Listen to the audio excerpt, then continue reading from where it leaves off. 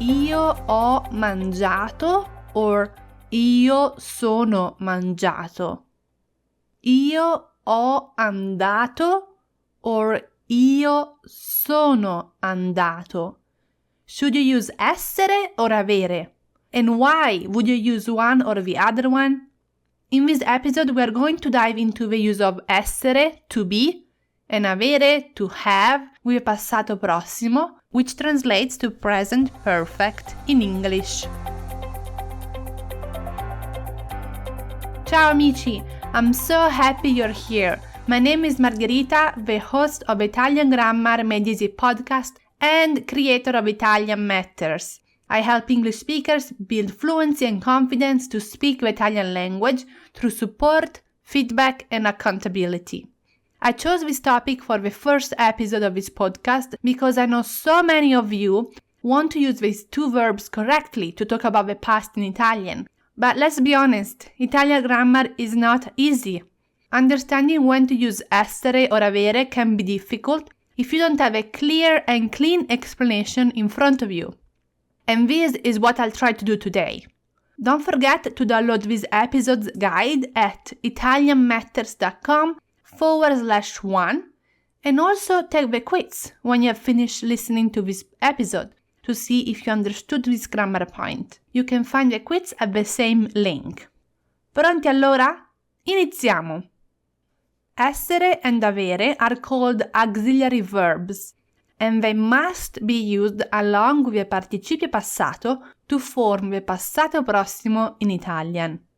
Here you may want to ask, ma Margherita, che cosa vuol dire? What do you mean by auxiliary verbs? A verb is called an auxiliary verb or helping verb when it helps another verb to form a tense. And just as a reminder, a tense indicates the time of an action in relation to the time of speaking. For example, past tense, present tense, future tense. So now let's go back to the passato prossimo. It's used to talk about the past and it needs an auxiliary verb, either essere or avere, paired with a participio passato. For example, io ho mangiato, I ate. Ho is the auxiliary verb. Mangiato is the participio passato. And together, ho mangiato, form the passato prossimo. Another example. Lui è uscito. È is the auxiliary verb from essere, and uscito is the participio passato. Together, we get the passato prossimo. È uscito. He went out. Now, if you're busy doing something else, come back to me. The question here of this podcast episode is, when should I use essere and when should I use avere? With which verbs? The general rule is, transitive verbs use avere, intransitive verbs use essere. But what are transitive verbs and intransitive verbs? A transitive verb answers the question chi che cosa, who what. For example, io ho guardato, I watched. Can I say here chi che cosa, io ho guardato, who what I watched? Does this question make sense or is it nonsense? Can I answer this question? Who, what I watch. Chi, che cosa io ho guardato. It makes sense, right? I can say io ho guardato un film. I watched a movie. Io ho guardato il cane. I watched the dog. So this is a transitive verb, guardare. And as I said, transitive verbs use avere. Now, intransitive verbs do not answer the question chi che cosa. The question does not make sense. For example, io sono andata, I went. Can I say here chi che cosa io sono andata? Who, what I went? Does this question make sense or is it nonsense? Can I answer this question? It does not make sense. Who, what, I went. No. I could say when I went, with whom I went. But who, what, I went, chi, che cosa, io sono andata, it does not make sense. So the verb andare is an intransitive verb, and intransitive verbs use essere. So to recap, if the question chi che cosa makes sense, if you can answer it, then you use avere and you have a transitive verb. If the question chi che cosa does not make sense, if you can't answer it, you cannot answer it, then you use essere and you have an intransitive verb. Now let's see a couple of examples. Esempio numero 1. He arrived. Would you say lui è arrivato, so with essere as the auxiliary verb, or lui ha arrivato, so avere as the auxiliary verb? Can you answer the question chi che cosa here?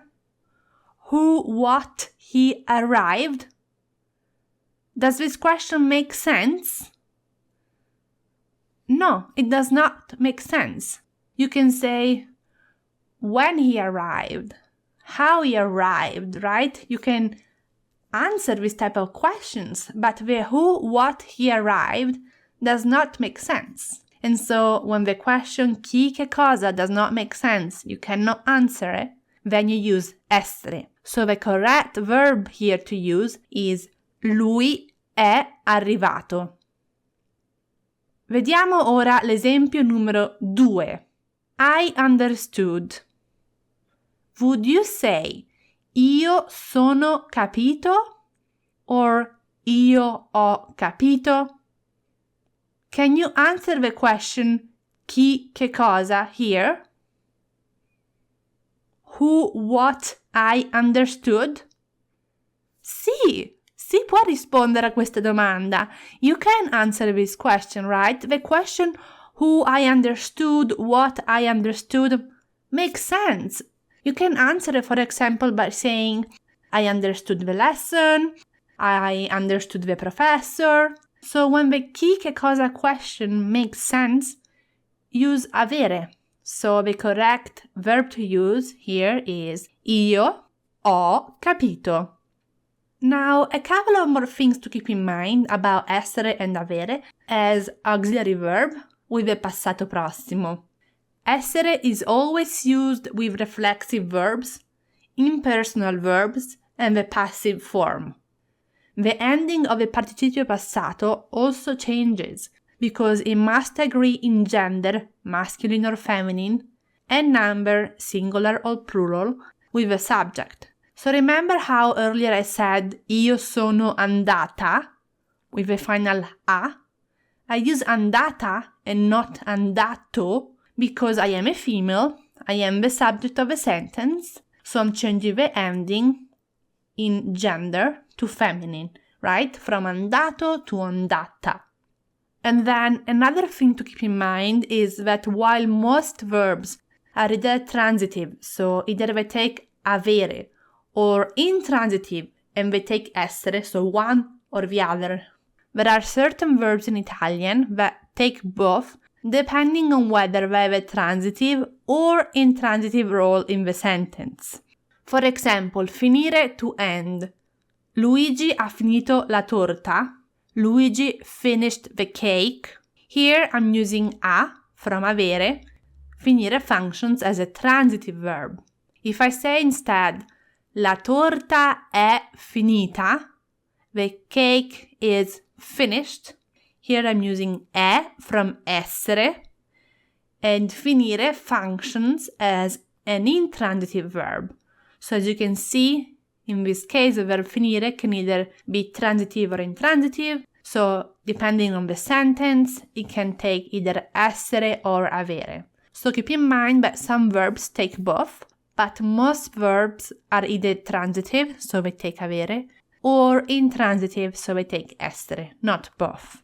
So there you have it, how to choose between essere and avere with a passato prossimo in Italian. Now I have 2 action steps I would like you to take. First, download the guide on italianmatters.com/1, which summarizes what we talked about today, and it will help you avoid making this grammar mistake again. You can print it out, put it in your folder, and refer back to it when you have doubts about whether to use essere or avere. 2. At the same link, you can find an auto-graded quiz. This quiz will help you put to practice what you learned today in this lesson. Ok amici, buona giornata, grazie. I hope this helped you and that you found it valuable. I'll see you next week at the same time and same place. A presto, ciao!